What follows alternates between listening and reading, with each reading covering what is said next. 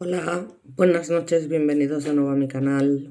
Bueno, pues nada, hoy también va a tocar un caso bastante delicado, bastante doloroso y que son de estos casos que causan rabia, que denotan ira y que no te puedes explicar, porque al final son casos que se podrían haber evitado y no se hizo. Se podrían haber evitado porque estamos hablando de que la persona que llevó a cabo el delito, concretamente, que fue una agresión sex y un asesinato a un niño de tan solo 9 años, estaba en la cárcel por haber asesinado ya a una mujer anteriormente. Entonces, la pregunta es un poco la de siempre, ¿no? ¿Cómo es posible que este tipo de personas tengan derecho a una serie de permisos penitenciarios y justamente aprovechen esos permisos para cometer otros delitos, incluso peores de los que ya han cometido? Es decir, ¿esto cómo se puede permitir? Entonces, claro, muchas veces el cabreo, el enojo, hace que te plantees, jolín, ¿para qué está el Consejo General del Poder Judicial? Habrá que penalizar a aquellas personas que han permitido que esto suceda. Pero ¿qué pasa? Que realmente no son las personas en sí, no son los jueces, no son los fiscales, no son... Es el Código Penal. Lo que falla es el Código Penal. Es decir, el Código Penal tiene que ser modificado en todos los casos. Es decir, no se puede permitir que los asesinos, o sea, personas que hayan cometido un delito tan grave como un asesinato, tengan permisos de ningún tipo. Como mucho pasear por el patio de la cárcel y punto y pelota. Y nada más. Entonces, bueno, vamos a entrar en este lamentable caso. Como siempre, vamos a empezar por el final y luego ya vamos a introducirnos un poco en quién era la víctima, en quién era el agresor y un poquito todo lo que repercutió, digamos, en el pueblo donde realmente y por desgracia sucedieron los hechos, porque realmente es lo que hay y lo que pasó, básicamente. Entonces, bueno, eh,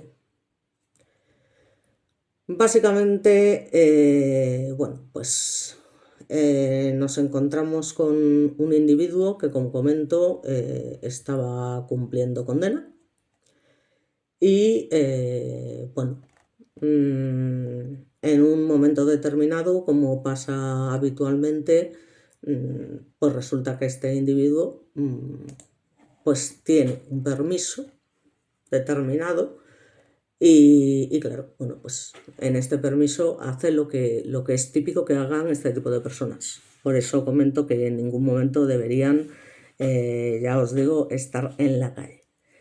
Entonces, no solamente esto, es que este pederasta, ¿no? Le llega a echar la culpa al pequeño Alex, que fue su víctima en este caso, llegando a declarar que él no lo forzó, que fue todo una colaboración. Es decir, o sea que ya estamos llegando a un punto de depravación y de degradación mental que, sinceramente, o sea, es insultante a todos los niveles.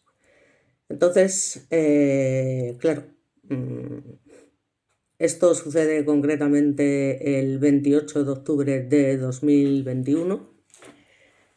Y bueno, la verdad es que sucede en un entorno en el que, bueno, hay varios niños que están jugando por la zona, evidentemente, y, y bueno, pues lo que pasa siempre. Este señor está sentado en un banco, parece ser, observando a este niño y en un momento determinado, bueno, pues básicamente lo que hace es, en un momento de despiste y demás, y convenciendo de alguna manera a este niño, bueno, pues resulta que se lo lleva, pero es que se lo lleva a tan solo 6 metros del sitio donde el niño se encontraba y de donde estaban los padres y el resto de niños jugando. Entonces es una cosa que realmente no deja de sorprender, ¿no? Todas estas cosas que pasan que no tienen ninguna explicación, ninguna explicación. Entonces ya os digo que son cosas muy, muy, muy complicadas. Así que bueno, vamos a ver concretamente qué fue lo que pasó y ya os digo, una vez que lo veamos, ya, bueno, pues continuaremos hablando un poco del tema. Digamos que, bueno, se considera probado que el día 28 de octubre de 2021, como os comento, este individuo que vemos aquí, Francisco Javier Almeida, asesinó con alevosía a Alex, de 9 años, evidentemente porque estamos hablando de un niño, es decir, que el niño estaba en una situación de total indefensión. Como digo siempre, eso es lo que es la alevosía concretamente, y por eso es un asesinato y no un homicidio. Y para intentar ocultar la agresión sex previa y que llevó a su casa mediante engaño al niño cuando se encontraba en la calle, porque estábamos hablando de Halloween, disfrazado y jugando con otros niños, pues es cuando bueno, pues lleva a cabo la correspondiente y luego el asesinato, además con violencia extrema, a tenor de las lesiones que se encontraron en el cuerpo del niño. Lesiones distintas de las que le provocaron la muerte y por la rotura de los leggings que llevaba puestos Alex y que fueron hallados en el domicilio del condenado. Una vez en su casa, como os comento, lo agrede y le provoca la muerte por asfixia, el muy desgraciado, y el condenado con el cuerpo sin vida de Alex en brazos, pues fue sorprendido, y menos mal, porque si no estaríamos hablando de un caso como el de Marta del Castillo, como muy bien indica uno de los familiares, ¿no?, en una entrevista que se le hace en televisión, por un vecino, ¿no?, y por efectivos de la policía en las escaleras del mismo inmueble donde cometió el crimen. Entonces aquí, según recoge la sentencia, lógicamente las pruebas declaran probada esa agresión sexual al menor porque son hallados restos de semen en el menor y las pruebas de ADN además que aporta el Instituto de Toxicología, pues lógicamente deja más que probado que se trata de este individuo. Aparte que la sentencia considera que las lesiones evidencian, ya os digo, el uso de una especial brutalidad, que es algo inexplicable. Yo sigo sin entender esta violencia usada contra un niño, una violencia que excedía a la que resulta inherente para la comisión del delito. O sea que aquí estaríamos hablando también de ensañamiento, ¿no? No era necesario ejercer tanta violencia para digamos, conseguir el objetivo final, que era que el niño falleciese. Entonces, hay otro aspecto también que contribuye a la certeza del tribunal del jurado, que es la absoluta incredibilidad de la versión del acusado, por la que, según él, como os he comentado, tiene la jeta de decir que el menor habría colaborado en los actos sex voluntariamente, algo que es, en fin, del todo irracional, inverosímil y contrario al sentido común más elemental. O sea, es algo ofensivo hasta el máximo nivel. Tras la agresión sex, pues también se declara probado que el condenado se situó detrás del menor y con toda su frialdad ejerció una presión antebraquial contra su cuello, primero además menos intensa, produciéndole, ya os digo, un alargamiento, digamos, de esa muerte, y luego extremadamente fuerte durante nada más y nada menos que 3 y 5 minutos hasta que el niño falleció por asfixia. O sea que estamos hablando que entre esa, digamos, presión que ejerce primero menos intensa y luego la que hace extremadamente más fuerte durante 3 a 5 minutos, estaríamos hablando que el niño tardó como más o menos 8 minutos en fallecer, que son muchos, muchos minutos. Como yo digo siempre, vamos a ponernos a contar por segundos. 1, 2, 3, hasta llegar a 8 minutos. Nos podemos tirar aquí tela marinera al tiempo. Entonces, sin ninguna duda, este individuo HDGP empleó una violencia extrema y brutal. Lo declarado por los forenses en el juicio, que afirmaron que la violencia empleada por el condenado contra su víctima fue extrema y brutal, fue porque dejó lesiones internas que no son habituales cuando se produce la asfixia por presión antebraquial. Así que añade que incluso la fuerza que se empleó, digamos que fue superior a la que se hace nada más y nada menos que en los ahorcamientos. O sea que estamos hablando de algo muy serio. Además, se destaca en la sentencia que, dada la edad de Alex de 9 años, su peso de tan solo 28 kilos, frente a la fuerza y la complexión física de su agresor, pues obviamente la posibilidad de defensa del menor, como hemos comentado, era inexistente, a lo que además tenemos que añadir que la muerte del niño se producía después de sufrir una agresión sexual muy violenta en el domicilio de su agresor, completamente aislado, lo que aún lo debilitaba más. Así que, claro, como no, el jurado en este sentido consideró probado, ya estamos con el tema del jurado, pero bueno, que Francisco Javier Almeida tuvo intención directa de matar, por supuesto, con el fin de ocultar precisamente esa agresión sexual, ¿no? Así que bueno, sí que es verdad que la sentencia considera que los hechos juzgados constituyen un delito de asesinato con alevosía cuyo único fin, digamos, será el de ocultar precisamente esta agresión y que la muerte fue en todo momento intencionada y la alevosía y para mí el ensañamiento consiste en la imposibilidad que tuvo el menor, como os comento, de poder defenderse. Además, bueno, pues se señala también que para imponer la máxima pena por agresión sexual se ha tenido en cuenta la edad de la víctima, su imposibilidad de defenderse, la reincidencia del condenado y, por supuesto, su extrema peligrosidad. Bueno, aunque parezca mentira, este es el mismo individuo. Lo que pasa es que las primeras imágenes que he mostrado son las imágenes de cuando se cometió el primer delito del que ahora hablaremos y por el que inexplicablemente este señor recibió ese permiso que estamos hablando.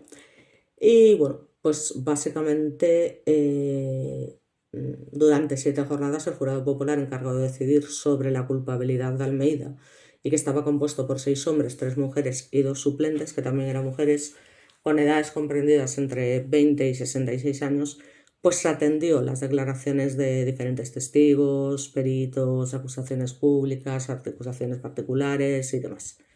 Entonces ya el primer día de juicio es cuando por primera vez el acusado reconoce esa relación sexual con el niño, reconoce que el niño subió a su dormitorio y que tras la relación sexual le tapó la boca y que posteriormente se desmayó. Ya os digo, o sea, una crueldad total.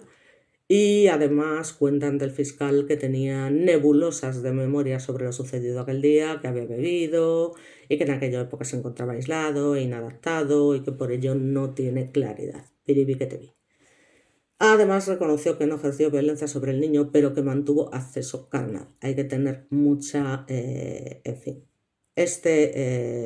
Bueno, pues hay varios extractos del interrogatorio del fiscal con Almeida, pero es que son, la verdad es que bastante triste.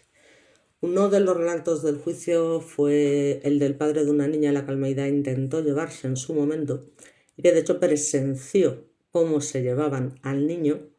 Era un amigo íntimo, además de los padres reales y propietario del merendero, donde se encontraban celebrando Halloween los niños ese día. Ya te digo, es que fue el crimen a 6 metros, 6 metros. El hombre reconoció que en los últimos tiempos había sospechas sobre un señor que ofrecía a los pequeños subir a su casa para ver unos pajaritos, entre comillas, y que aquella tarde la niña vio como Almeida se llevaba agarrado a Alex de la pechera. Entonces este señor manifiesta, no, mi hija era la primera opción, ¿no? Reconoce en el juicio. Varias madres con hijos pequeños habituales del Parque Entre Ríos del Ardero afirmaron en la vista oral del juicio por el asesinato del pequeño Alex que llevaban ya meses sospechando de este individuo, al que los niños llamaban el hombre del banco, porque como os comento se limitaba a sentarse en el banco viendo y observando constantemente cómo los niños jugaban para buscar el momento oportuno y poder llevarse a alguno de ellos, al que le cuadrara. Le cuadró a Alex como le podía haber cuadrado a cualquier otro, como lamentablemente manifiesta un familiar. Por eso esa es la diferencia entre un asesino de este tipo y una persona que se toma la justicia por su mano. Porque ellos eligen de manera aleatoria. En el caso de una persona que se toma, digamos, la justicia por su mano, por mucho que eso no esté permitido, aunque se intentó, evidentemente, la Guardia Civil tuvo que poner muchísima seguridad para que no le agrediesen, que ya te digo, yo en estos casos me haría un poco la tonta, ¿no? Y dejaría que la agrediesen, porque es lo menos que se merece. Pero bueno, está claro que penalmente no se puede y lo que decimos siempre, si no fuese por los derechos humanos, el Código Penal y algunos dicen también que por la Biblia, digamos que todos muchas veces nos tomaríamos la justicia por nuestra mano y es así. Entonces, bueno, pues parece ser que una de las madres que ya que eran habituales de aquellos parques y eran madres de esos hijos, pues ya había llamado a la policía 6 meses antes y otra incluso intentó poner una denuncia solo 10 días antes de los hechos, ¿no? Otra madre, Susana, incluso intentó poner una denuncia 10 días antes de los hechos después de que Almeida intentara llevarse a su hija en el parque, ya que afirmó que en la policía pues se lo desaconsejaron porque, como siempre, no había datos suficientes para sustentar una denuncia contra nadie en concreto. En fin, lo de siempre. Otra madre, María, estuvo en el parque aquella tarde junto a sus hijas y una de ellas conocía perfectamente al viejo, entre comillas, ya te digo porque estaba siempre allí, porque les observaba desde la ventana y en alguna ocasión le llegó a invitar sin éxito a subir a su casa. Según el padre de Alex, bueno, pues lógicamente ellos manifiestan que están muertos en vida. Como no puede ser de otra manera, no podemos imaginar el dolor. Y es que además siendo tan innecesario que este señor estuviese en la calle, Dios mío, es que en la tercera jornada del juicio el padre de Alex relató ante la sala cómo vivió esos fatídicos minutos, ¿no? En torno a las 8 horas del día en el que su hijo desapareció. El padre del niño reconoció que la familia está muerta en vida desde la muerte del pequeño, como no puede ser de otra manera, y tras su emocionada declaración, el padre ha decidido bueno, pues, permanecer en la sala escuchando al resto de los testigos abrazado a su esposa.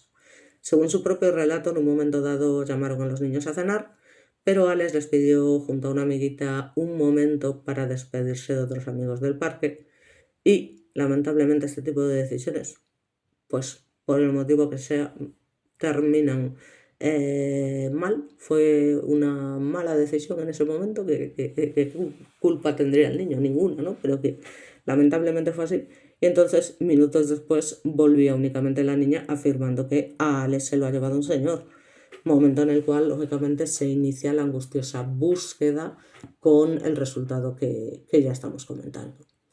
Entonces, bueno, el tío este tiene la cara dura de pedir perdón por el crimen a través de una carta y durante los días que se celebró el juicio sale a la luz esta carta donde el señor este tal Almeida confesaba el crimen. Este manuscrito fue redactado cuando se encontraba en la prisión de Logroño tras ser detenido y reconocía el crimen y pedía perdón, que hay que tener mucha tela, a la familia del niño. Días después de que ingresara en el módulo de aislamiento, uno de los funcionarios de la prisión recibió en mano una instancia manuscrita en la que el acusado y ya condenado bueno, pues confesaba textualmente que soy el que ha matado al niño del ardero, sé que no tengo perdón y siento el daño que he causado a la familia. Así todo muy bonito después de cometer semejante barbaridad, pero te mereces lo peor, ojalá te vio en la cárcel 20.000 presos y te pase lo peor que le pueda ocurrir a alguien. Hay que tener en cuenta quién era este señor, ¿no? Básicamente, que eso era lo que os quería comentar, ¿no? Bueno, pues este individuo, Francisco Javier Almeida, bueno, pues es un hombre de nacionalidad española que residía en Lardero, en un edificio precisamente cercano, ya os digo, al parque donde jugaba Alex y el resto de niños. Pero resulta que tenía o había tenido una condena por agresión sex en el año 1993 y fue condenado por agresión sex a una menor de 13 años en Logroño. La pena aplicada fue de varios años de prisión con libertad posterior en la década de los 90, con lo cual si el crimen se cometió en el 93 y salió en los años 90, pues ya me dirás tú. Y es que fijaos, si salió pronto, que fue condenado nada más y nada menos que por asesinato y agresión sex en el año 1998, que tiene mucha tela. En agosto del año 98, Almeida fue condenado por el asesinato y agresión sex de una mujer en Logroño. Fue un episodio conocido en prensa como el crimen relacionado con una visita a un piso para tratar una supuesta operación inmobiliaria y la sentencia acumulada fue de varias décadas. 30 años en distintas resoluciones informadas por la prensa por asesinato con alevosía y además agresión. 30 años, estamos hablando del año 98.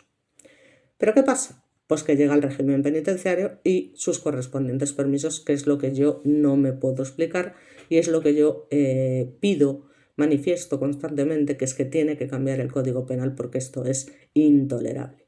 Porque durante su estancia en prisión y a partir de aproximadamente el año 2013 se le empiezan a conceder numerosos permisos, además numerosos, ordinarios de salida.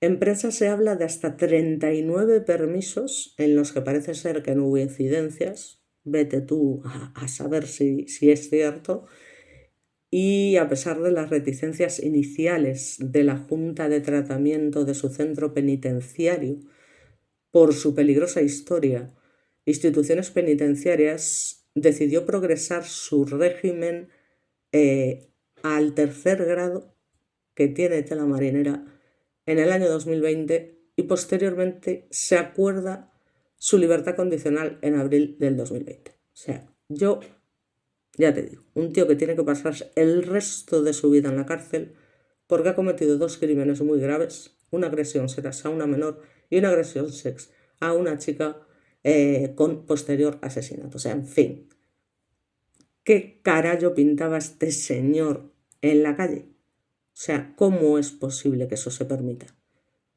Alex no debería estar muerto. Alex tendría que seguir vivo, tendría que seguir con su vida.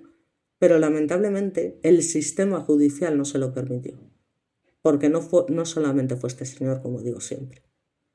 Y luego aparte hay que tener en cuenta la conducta y los señalamientos previos al crimen de 2021. Porque en los meses y semanas previas a octubre de 2021, varios testigos y menores, como os he comentado, describieron que este individuo ya mostraba interés por los niños del barrio, que es que incluso les hacía fotos y como os comento es que les ofrecía ir a su casa para ver pájaros. Entonces, bueno, pues sí, hubo una denuncia o aviso a la policía por el comportamiento inquietante que había presentado en esas fechas próximas a los hechos, pero, como siempre, pues no derivó en ninguna medida cautelar que, sabiendo quién era este tipo, impidiera su presencia en la vía pública cercana a menores. Bueno, aquí concretamente vemos el parque y la zona donde estaban los niños jugando. En internet es muy complicado encontrar imágenes del niño. Sí que es verdad que hay un documental en concreto en YouTube que sí que saca alguna imagen del niño disfrazado ese día de Halloween. Y luego otra que tiene este familiar que participa en el documental hablando del tema, ¿no? Y que nos enseña una foto que él tiene en su casa, donde dice que este niño, pues, que lo mira siempre, ¿no? Del lado que esté, sea de frente, de lado, de espaldas, que él siempre nota cómo lo mira, ¿no? De alguna manera. Una cosa bastante fastidiada. Respecto al niño, bueno, pues Alex tenía 9 años en el momento de su muerte. Vivía en Lardero, La Rioja, con su familia. Se describe como un niño alegre, juguetón, que esa tarde se encontraba en un parque local, ya os digo, con amigos por la celebración cercana de Halloween y por tanto también estaba disfrazado. Y bueno, pues la tarde del suceso, el 28 de octubre de 2021, víspera de Halloween, jugaba en el parque de la calle Río Linares, también referido en prensa como Parque Entre Ríos, disfrazado, y los adultos que lo acompañaban en un merendero cercano señalaron que el niño pidió salir un momento al parque. Fue entonces cuando este desgraciado, según testigos, se le acercó y se lo llevó. Ya os digo, son oportunistas total. Están ahí constantemente sentados observando, hasta que ven el momento ese oportuno y los ves durante días y días y días y nadie hace nada hasta que llega el momento de ese despiste, de ese... En fin, es que es intolerable, o sea, intolerable pero de todas las maneras. Entonces, claro, respecto al entorno familiar y las repercusiones, los testimonios recogen la desaparición de la familia en la búsqueda y declaraciones públicas posteriores en las que el padre afirmó, ya os digo, que han vivido una auténtica agonía, evidentemente por razones de protección de la intimidad infantil, porque la prensa, bueno, pues al final terminó limitando la divulgación de datos personales concretos sobre la vida cotidiana del menor, ¿no? Porque cuando se trata de un menor, pues efectivamente se tienen que tomar ciertas medidas y, entre otras cosas, por eso pues no es fácil encontrar fotos en internet del niño. Lo único que podemos saber así a grandes rasgos sobre la información disponible es que aportan descripciones generales y cronologías de los hechos, pero no hay ni debe haber, digamos, una exposición detallada y pública de la vida privada del menor, ¿no? Porque hay que respetar de alguna manera ese límite, ¿no? Por decirlo de alguna manera. Entonces, bueno, pues este era el perfil de la víctima, lo que os he contado anteriormente era el perfil del agresor y ya os digo, la reconstrucción cronológica del suceso básicamente pues es la que os he contado. Ese 28 de octubre de 2021 por la tarde, Alex juega en ese parque, Almeida, vecino del edificio contiguo, ya os digo, se le acerca, le ofrece enseñarle un pájaro, parece ser que un agapornis en su casa y poco después el niño accede, parece ser acompañarlo al piso. Testimonios y prueba pericial indican que en el interior tuvo lugar esa agresión sex y que el niño falleció por esa asfixia mecánica, estrangulamiento y que fue minutos después cuando, por suerte, los vecinos vieron a este individuo, grandísimo hijo de perra, bajar por las escaleras con el cuerpo del niño en brazos y es cuando fue interceptado por suerte al intentar dirigirse al garaje. Aquí la Guardia Civil acudió y se constató lamentablemente la muerte del menor, aunque se intentó lógicamente reanimarlo, pero ya no se pudo hacer nada. Entonces fue detenido en ese mismo lugar, se intentó, ya os digo, esa reanimación sin resultado y los agentes recabaron, digamos, primeras declaraciones y se inició lo que es la instrucción judicial, ¿no? Entonces, ¿qué pasa? Bueno, pues que el juicio se produce ante un jurado en marzo de 2023, el caso se juzga en la Audiencia Provincial de La Rioja, con jurado popular en marzo de 2023. La Fiscalía solicita prisión permanente revisable como mínimo para Almeida por asesinato y años de prisión adicionales por la agresión sex. Y en el juicio bueno, pues quedaron expuestas pruebas periciales sin ninguna duda, forenses sobre la causa de la muerte, pruebas de comportamiento y testimonios de testigos y menores, y la defensa alegó falta de memoria clara sobre los hechos en algunos momentos, ya ves tú qué defensa es esa, aunque en otras sesiones el acusado reconoció, ya os digo, haber matado al niño, pero sin intención homicida, ya me dirás. Pero finalmente el veredicto y la sentencia en abril de 2023, pues el jurado declara a Almeida culpable, evidentemente, por ambas cosas y bueno, pues se le impone efectivamente esta prisión permanente revisable por el asesinato, 15 años por la agresión sex, junto con prohibiciones de aproximación y de comunicación con la familia de la víctima. Hombre, vamos a ver. Esto, de verdad, o sea, vamos a ver, si está condenado a prisión permanente revisable, ya me dirás cómo es posible que este señor llegue a poder aproximarse o comunicarse con la familia de la víctima. O sea, en todo caso que pueda intentar contactar con ellos por teléfono, pero tengo mis serias dudas de que este señor conociese aún encima el teléfono de la familia de la víctima, con lo cual yo creo que esto sobra. Respecto a los recursos y la confirmación en el año 2024, por supuesto, el Tribunal Supremo confirmó la condena en 2024, desestimando todos los recursos presentados por parte de la defensa y manteniendo por suerte la pena impuesta por la Audiencia Provincial, cosa que lamentablemente no pasa siempre.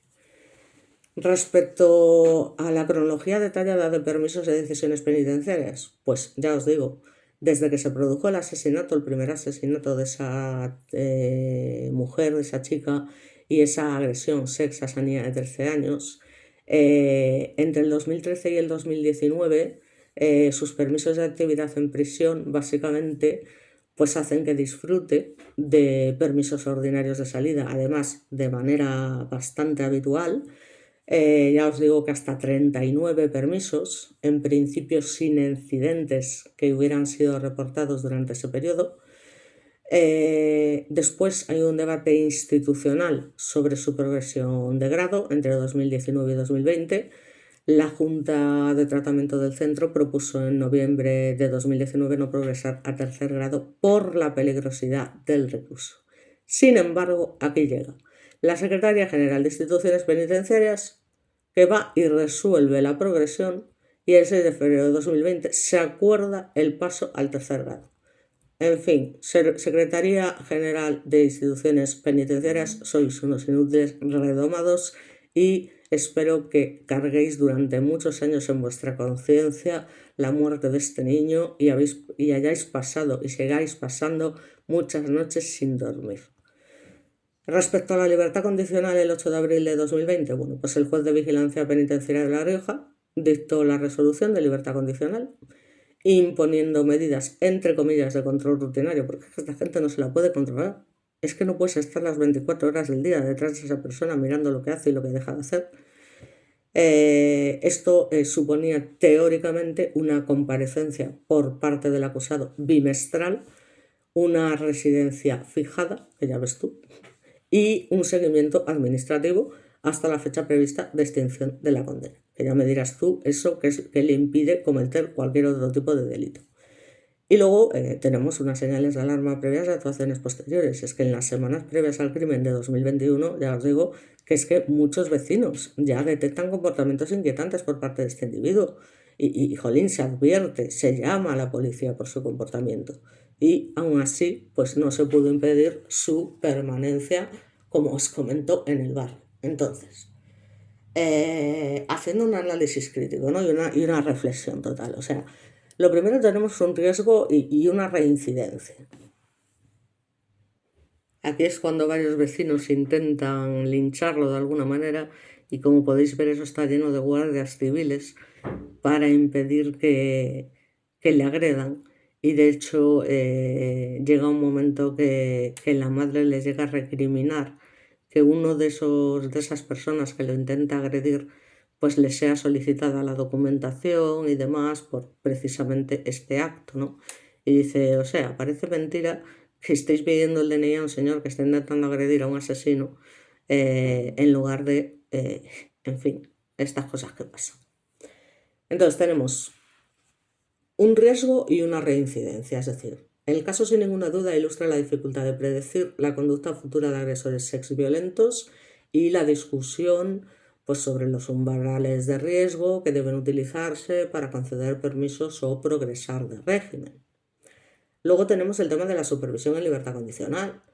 Es que, aunque la libertad condicional incluye mecanismos de control rutinario, eso que os digo, o sea, es que esto no sirve absolutamente de nada. O sea, este caso plantea la cuestión de si fue suficiente la supervisión, que está claro que no, y si eran necesarias medidas más activas de seguimiento, es decir, una vigilancia, unas restricciones de residencia en torno a centros infantiles, y etcétera, etcétera. Cagada tras cagada, como siempre.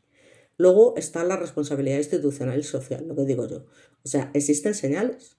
Estamos hablando de avisos vecinales, del temor de las familias, que a juicio de parte de la comunidad no fueron consideradas con la suficiente diligencia. Entonces, la responsabilidad no se limita a un actor, o sea, a un actor. Implica también la evaluación técnica en prisiones. ¿Quién era este tipo? Joder, si está viendo una denuncia, habrá que saber de qué tipo estamos hablando, coño, es que es un asesino que está suelto y está ahí vigilando a niños. ¿Por qué no se hace nada? Entonces no hubo respuesta ni intervención judicial ni por parte de la policía local.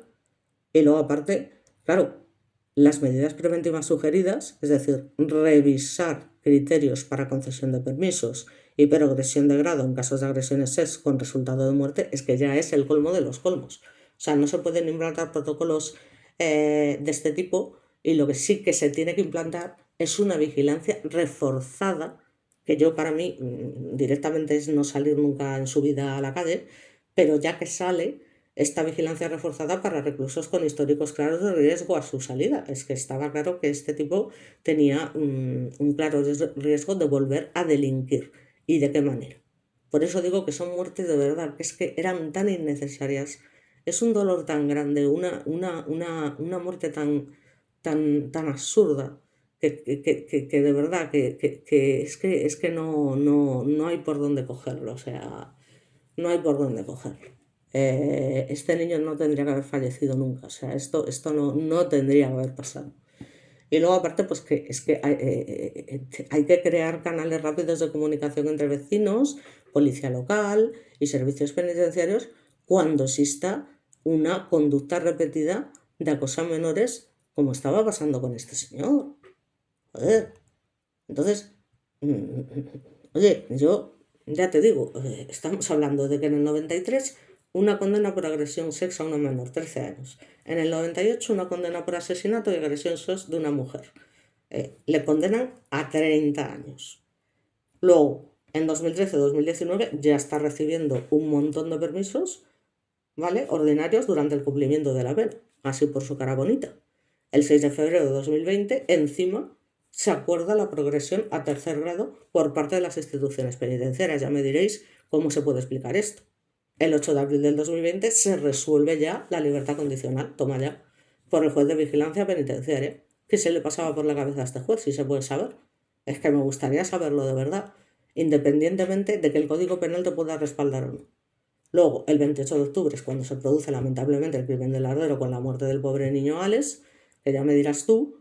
En marzo de 2023 se produce el juicio ante el jurado popular con ese veredicto de culpabilidad. Se le sentencia a prisión permanente revisable y a 15 años por agresión SES el 18 de abril de 2023. Y en marzo de 2024 el Tribunal Supremo confirma la condena. Pero básicamente esos son los hechos y la cronología, digamos, de alguna manera resumida. Siempre va a estar en la mente de la familia. Pero mi sobrino tenía 9 años, pero nos la arrebata un asesino.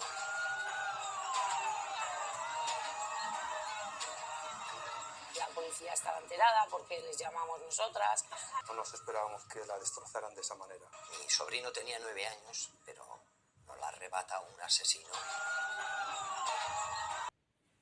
Bueno, esto es para que vierais, aunque sea de lejos, la imagen del niño y a ese familiar que dice una verdad como la copa de un pino.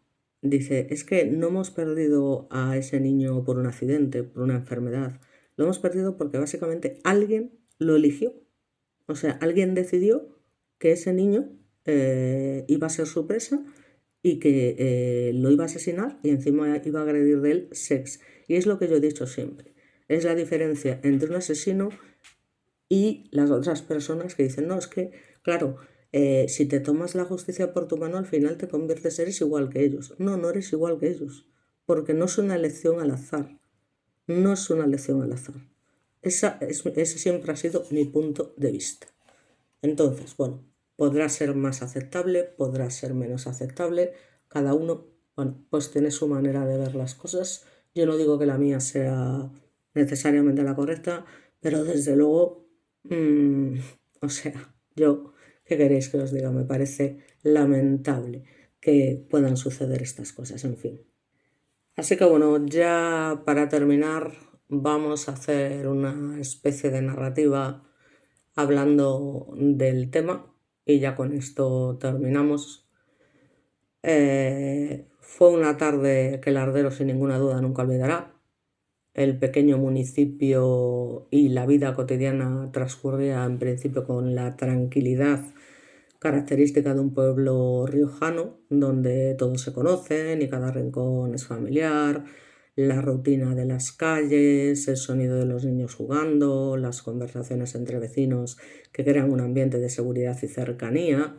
Sin embargo, pues estos hechos inesperados lógicamente pues alteran esta calma y generan una profunda conmoción colectiva, por supuesto, que afectó a toda la comunidad. Por otra parte, claro, la prensa regional y nacional se hizo eco del suceso con un enfoque periodístico obviamente responsable, por suerte en esta ocasión, evitando la especulación y priorizando la protección de la privacidad de los involucrados. Por primera vez, jolín, que tengan un poquito de decencia. Los reporteros narraron los acontecimientos desde la distancia ética, describiendo, digamos, la reacción del pueblo y el impacto social, sin, digamos, entrar en detalles sensibles ni identificar a las víctimas de manera directa, ¿no? Se hizo a través de entrevistas con vecinos, miembros de la comunidad, emergieron relatos de solidaridad, por supuesto, apoyo mutuo y resiliencia. Las familias compartían sus experiencias, reflexionaban sobre la importancia de la protección infantil, y yo también, por favor, protección infantil, que esto tiene que cambiar mucho, mucho, que primero son los niños, incluso antes que los adultos, de verdad, primero son los niños son intocables, ya basta, está bien, ya está bien. Y entonces, bueno, pues recordaban momentos cotidianos propios al suceso que ahora se teñían de una melancolía compartida, lógicamente. Entonces, la narrativa periodística, digamos que capturó de alguna manera estas voces de manera relativamente respetuosa, resaltando ese tejido social que sostiene a un pueblo, ¿no?, ante una adversidad como esta. Y ya no digamos a la familia, claro. Entonces, el análisis de los medios mostró cómo la cobertura de sucesos de alta sensibilidad puede influir en la percepción pública, sin ninguna duda, y en la capacidad de la comunidad para procesar el dolor. Disculpad. Se evidenció la diferencia entre un relato sensacionalista, que amplifica el trauma, que es lo que se suele hacer en estos casos, y un enfoque que prioriza la empatía y la comprensión colectiva, relativamente, que también hubo de todo, por supuesto, y los periodistas, al mantener un tono narrativo, digamos, pausado y descriptivo, contribuyeron a que la comunidad, digamos, que enfrentara la tragedia con cohesión y apoyo mutuo, entre comillas, siempre entre comillas. Más allá de la prensa, bueno, pues la comunidad encontró maneras de reforzar la cohesión social, se organizaron encuentros vecinales, charlas sobre prevención y protección de menores y actos simbólicos de memoria y solidaridad. Estas acciones reflejaban la capacidad del pueblo para transformar el miedo y la incertidumbre en espacios de aprendizaje y fortalecimiento comunitario, lo cual demuestra una fortaleza, ya os digo, digna de admiración. Además, la cobertura académica y periodística también resaltaba la importancia, digamos, de mantener un equilibrio entre lo que era la información pública y la protección de los derechos de los más vulnerables, cosas que se suelen pasar por el forro por lo general, y la narrativa mostraba cómo la ética en la comunicación es crucial, ¿no?, para no revictimizar sin generar sensacionalismo, y cómo la comunidad, al recibir información responsable, pues puede construir un relato colectivo que favorezca, digamos, la empatía y la memoria compartida, ¿no? Con el paso del tiempo, pues la reflexión final apuntaba a la resiliencia del pueblo, la capacidad del ardero para sobreponerse a esta adversidad, mantener la solidaridad entre vecinos, proteger a los más jóvenes, que se convertía en un ejemplo de cómo una comunidad puede aprender y crecer incluso frente a hechos que alteran profundamente su cotidianidad. Y este relato, de alguna manera periodístico, pues demostraba que la información, si se narra con responsabilidad y sensibilidad, ya no solo informa, ¿no?, sino que también puede llegar a acompañar y proteger a quienes viven la experiencia de cerca. Ya os digo, salvando algunos medios que inevitablemente son lo que son sensacionalistas, amarillistas a más no poder, y eso siempre van a existir, ¿vale? Pero bueno, en general en este caso esta fue la situación, ¿no? Entonces, ya os digo, es que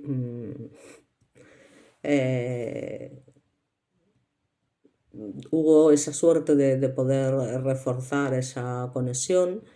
Y bueno, yo creo que eso es algo lo más importante, ¿no?, al final, de poder, al final, de alguna manera, mantener esta resiliencia del pueblo, ¿no? Respecto a ciertas cosas que he dejado para el último momento porque me parecían interesantes, os puedo comentar el tema del informe psiquiátrico del acusado, ¿no?, que determinó evidentemente que Almeida sabía en todo momento lo que hacía. Almeida afirmó en su declaración que no se acordaba de lo que sucedió aquella noche, como suele pasar en estos casos, pero según el informe psiquiátrico es una persona que sabe lo que hace sobradamente, y el autor de este informe psiquiátrico descartó en todo momento la enfermedad mental en Almeida, ni tampoco las atenuantes lamentables de los efectos del alcohol y por supuesto también todas alteraciones de la memoria que intentaron aplicar la defensa, ¿no? Que fue básicamente sus líneas de defensa, ¿no? Que no, es que se encontraba bajo los efectos del alcohol, venga, hombre. Entonces, los guardias civiles que componían el equipo de redacción del atestado y los que participaron en la detención de Almeida cuestionaron una de las líneas de la defensa, que Almeida se encontraba bajo los efectos del alcohol. O sea, tanto la Guardia Civil instructor del caso como el secretario, como los agentes que lo detuvieron, afirmaron que el condenado no presentaba ni un solo signo de estar ebrio, ni siquiera con problemas de deambulación. El responsable de la investigación es el que nos manifiesta que la agresión sexual lamentablemente fue extremadamente violenta, según el oficial de la Guardia Civil que dirigió toda la investigación del caso, que lamentablemente este individuo perturbado seleccionó a la víctima más vulnerable para someterlo posteriormente a esa agresión sexual, ya os digo, extremadamente violenta por desgracia. Y el relato del fiscal se basó básicamente en que Almeida es un depredador. Y es lo que es este individuo, un depredador. En su relato final, el fiscal afirmó que al salir de la prisión, el tipo inició su labor como depredador, eligiendo un barrio con niños junto a un colegio. Se le permitió, ya me dirás tú dónde estaba la vigilancia y demás. Y el fiscal concluyó en el juicio que aquella tarde pues, acudió al parque para, de manera premeditada, llevarse a un menor a su casa para satisfacer lo que es literalmente su lascivia. El abogado de la acusación, ya os digo, que pedía prisión permanente revisable, lo que finalmente se consiguió y modificó técnicamente sus conclusiones para abundar en la agravante de alevosía y reincidencia. Sin embargo, la defensa, pues, evidentemente ejercida por un tal César Martínez, solicitó la libre absolución, no te lo crees ni tú, y subsidiariamente en el caso de ser condenado, que se contemplara, ya os digo, no solamente el atenuante de confesión al loro, que la confesión se realiza una vez que el tío está allí en el juicio y demás. O sea, que no es que vaya él voluntariamente a confesar, no, es porque le pillan con el niño en los brazos, sino que confesión ni que narices. O sea, que va a ser eso un atenuante. Y luego lo del tema del alcohol igual. Entonces, claro, bueno, finalmente pues el jurado bueno, pues deliberó, es verdad, durante aproximadamente 24 horas de forma aislada e incomunicada con el exterior sobre el objeto del veredicto, que fue, ya os digo, redactado por el magistrado de la Audiencia Provincial, Fernando Solsona, y declaró culpable a este individuo de haber violado y asesinado al pequeño Alex, como os comento, en octubre de 2021. Luego, por otra parte, efectivamente se establece una indemnización, pero yo es lo que digo siempre, esto de las indemnizaciones, cuidado, que me parece muy bien, que les dé todo el dinero del mundo y más, o sea, vamos, está claro, pero que al final es que no hay dinero que pueda pagar una vida, y menos la de un niño. Entonces, bueno, se reconoce el derecho de los padres de recibir una indemnización en concepto de responsabilidad civil de 300.000 euros para cada uno de los progenitores y 60.000 para el hermano, a pesar de la insolvencia declarada por el condenado, ya que el hermano también, como manifiesta el familiar que aparece en el documental, lo pasa realmente mal y sigue preguntando, y su hermano Alex cuándo va a volver y demás, cuando en realidad él sabe que no va a volver nunca más, ¿no? Es todo muy triste, la verdad. En fin, el magistrado manifiesta en su resolución judicial que cualquier cifra en la que podríamos pensar nunca, como comento yo, podría compensar el año pasado. Es que es así, es así. O sea, esto no se puede compensar de ninguna manera. En un caso tan atroz como este, como el presente, o sea, es que no se puede utilizar el baremo de los accidentes de tráfico, según nos obliga la ley, para fijar la indemnización. O sea, esto se quedaría muy corto. Alex tenía toda la vida por delante, su muerte ha generado para sus padres una desolación vitalicia e irremediable. Matar a alguien es algo terrible. Es que se le está quitando lo que tiene y lo que puede llegar a tener a lo largo de su vida, pero además agredirlo y matarlo es que es algo infinitamente mucho más abyecto, cruel y malvado. O sea, es que ya os digo que no hay excusa factible. Es que además me vais a perdonar por el comentario, pero es gente asquerosa. Es gente asquerosa. Es que este señor viejo, este señor mayor, depravado y demás que le haga semejante barbaridad a un niño y luego encima se eche las manos a la cabeza al maldito desgraciado. En fin, es que te las comes. Te comes tus propias manos, fíjate lo que os digo. O sea, es que yo de verdad sigo sin entender todas estas cosas de las libertades, los permisos y la madre que los hizo a todos y al Código Penal y que no se tomen medidas que ya se tenían que haber tomado desde hacía muchísimos años, porque es que todo esto es intolerable y ya os digo que además el tema de que obtuviera el tercer grado aún encima sin restricciones, que es algo muy, digamos, poco probable de la técnica estándar, que debía permanecer en el centro de inserción social, pues hizo que el confinamiento que impuso el COVID-19 el 16 de marzo de 2020 jugase a su favor. Así que con carácter general se dispuso que todos los internos en tercer grado, claro, no regresarán a los centros penitenciarios por ese riesgo de poder contagiarse de COVID y demás. O sea, que es que aún encima se dan una serie de circunstancias que la verdad que por mucho que le des vueltas, ya os digo, lo único que se puede decir de este tío es que tiene un perfil que solo permite no aproximarle, sino directamente calificarle como un auténtico monstruo. Es un auténtico monstruo. El niño tenía hematomas en la boca, en la encía superior, en el labio interior, unas marcas de elevada violencia, en el cuello ese resultado de una asfixia ocasionada desde atrás, con el brazo subiéndolo incluso hacia arriba, algo que hizo que el niño en absoluto tuviera medio de defensa, que no lo quiero ni imaginar, que los forenses se tuvieron que pronunciar en este sentido, declarando que el niño falleció por asfixia, pero tardó su tiempo tras una agresión ejercida con, ya os digo, esa violencia tan extrema y brutalidad, y que los médicos que estudiaron su mente, ¿no?, concluyeron en el pasado que este individuo era capaz de distinguir perfectamente entre el bien y el mal, que sabía lo que hacía y que tenía un nulo arrepentimiento. Pues, un nulo no, un cero. O sea, no existe la palabra arrepentimiento para esta persona.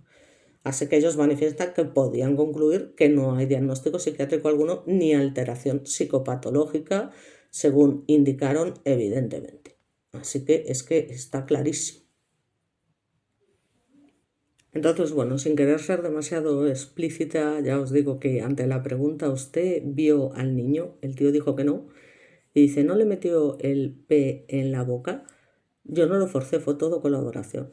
Tela marinera que llega a decir esto. O sea, que es un vio y un asesino condenado que por suerte se enfrenta a prisión permanente, y que es un cobarde sin un solo asomo de piedad, jactándose aún encima de que el niño aceptó y escudándose en esa nebulosa del alcohol y demás. O sea, lo tuvieron que poner en su sitio indicando que estaba perfectamente, que hacía lo que quería y que podía evitarlo, pero no quiso. Y lo que ocurrió es básicamente que la maldad existe. Y la maldad tenía la cara, en este caso, de Almeida, que contra todo pronóstico declara por primera vez sobre lo ocurrido, ya os digo, el mismo 28 de octubre, que es cuando lo descubren y cuando consigue con engaño que el pobre niño lo acompañe desde el parque en el que celebraba Halloween con sus amigos, en el piso en el que lo dejó y mató. Y además tuvo respuestas evasivas y exculpatorias. Se resume en una frase demoledora: no, es que no tenía malas intenciones. Manda cojones que haya que aguantar estas cosas. Yo ya te digo, no me extraña que haya habido casos en los que madres y demás hayan acudido al tribunal y directamente hayan agredido de alguna manera, incluso disparado, por decirlo de alguna manera, a los agresores de sus hijos, porque es que de verdad, cuando pierdes lo más importante, yo creo que ya todo te da igual y dices yo tal, pero te llevo a ti por delante. O sea, yo lo entiendo perfectamente. Entonces, en su relato, la víctima es él, o sea, aún encima. ¿no? A pesar de que el jurado pudo ver las imágenes de las cámaras del edificio y a la criatura conducida además hacia su final, ¿no? Entonces, claro, luego dice, no, ninguno de los dos nos desnudamos, no hizo falta, dijo tranquilamente sin inmutarse, porque el pequeño Alex se bajó él solo los pantalones, que él no necesitó ejercer violencia alguna, que no le forzó para dejarlo porque todo fue colaboración y por supuesto negó la agresión pese a los restos biológicos evidentes que se recogieron en la inspección ocular y durante la autopsia y que se expusieron en las sesiones del juicio. Joder, o sea, que vive en el mismo sitio, que vestía la misma ropa, que se llama igual que él, pero no es él quien actuó, sino otra persona totalmente diferente, dice el tío. O sea, un surrealismo de 3 pares de narices. Entonces, no, es que no puedo decir exactamente lo que pasó, fue todo muy deprisa, tengo un lapsus, tienes un lapsus un lapsus te voy a dar yo, cortándote lo que yo me sé, entre otras cosas. Entonces, claro, fueron testimonios recurrentes en sus respuestas. O sea, que es que aún encima, pero ni uno ni otro, ya os digo que fue detectado por los psiquiatras forenses diciendo que está perfectamente y que básicamente es maldad, como os he dicho, que por mucho que manifestaran o no, yo no tenía intención ni de agredirle ni de matarle, fue otro pretexto encima reiterado a que ese día había habido un montón, pero un montón además, en esa supuesta nebulosa que le provoca esa ausencia de memoria, es que me pone mala. Y bueno, que no sabe a ciencia cierta cómo pudo convencerlo de subir a su domicilio, porque por qué le pidió que se bajara los pantalones o cómo le estaba asfixiando, cómo el niño comenzó a gritar. O sea, eh, que en el instante posterior a la agresión sex sí que lo recuerda, que se puso a chillar y entonces que le echó las manos, que le puso las manos encima. Y entonces sí, le tapé la boca, pero no es que la asfixiase, sino que perdió el conocimiento, ¿no? Cuando las pruebas indican que lo estranguló por la espalda haciendo pinza con su brazo. Entonces, joder, en fin, es que me da tanta rabia, tanta impotencia tener que escuchar estas barbaridades por parte de individuos de esta calaña que de verdad yo creo que sería capaz de cualquier cosa, o sea, ya os digo. Y además se llega a justificar asegurando que no iba a deshacerse del cadáver ni a esconderlo, sino que iba a pedir ayuda o llevarlo al hospital, atención. Aún encima, ¿sabes? O sea, que yo no dejo de alucinar de qué tipo de persona, ya os digo, en fin, puede hacer semejante cosa con una envergadura de más de 90 kilos frente a la estatura y el peso del pequeño que en fin, el pobre yo es que no. Ay, Dios mío, en fin, que ni olía alcohol, ni se tambaleaba, ni se tomó litronas, ni nada. Además, en el juicio se presentaba aburrido a ratos, desafiante en otros, pero bueno, básicamente sabía lo que había, que es que no iba a volver a pisar la calle, que era lo mínimo que se merecía. Y luego hay una cosa curiosa, y ya con esto termino, que es que llegó a pensar antes de agredir a este niño, eh, digamos que abusar, digamos, de su propia hija. Porque además yo no sé cómo esta gente en algún momento tiene hijos. Es una cosa que tampoco puedo terminar de imaginarme, ¿no? Por decirlo de alguna manera. Entonces, son cosas que ya te digo que me dejan estupefacta. Digo que tenía una hija este señor, pero ¿quién es capaz no sé, con una persona así? Que claro, evidentemente ellos no se muestran como son realmente. Ese es el problema, ¿no? Pero que, en fin, es una cosa que se intente encima considerar como un homicidio imprudente porque su intención no era causarle la muerte, en fin, es que perdona que te lo diga, pero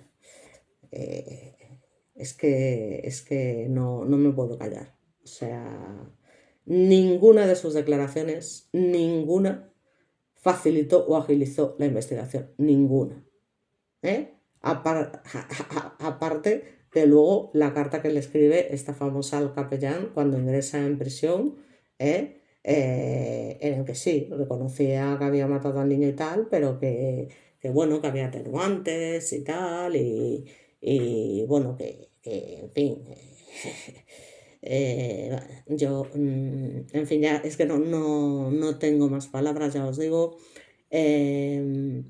Y sobre todo cuando dice que previamente pensó incluso en agredir a su propia hija.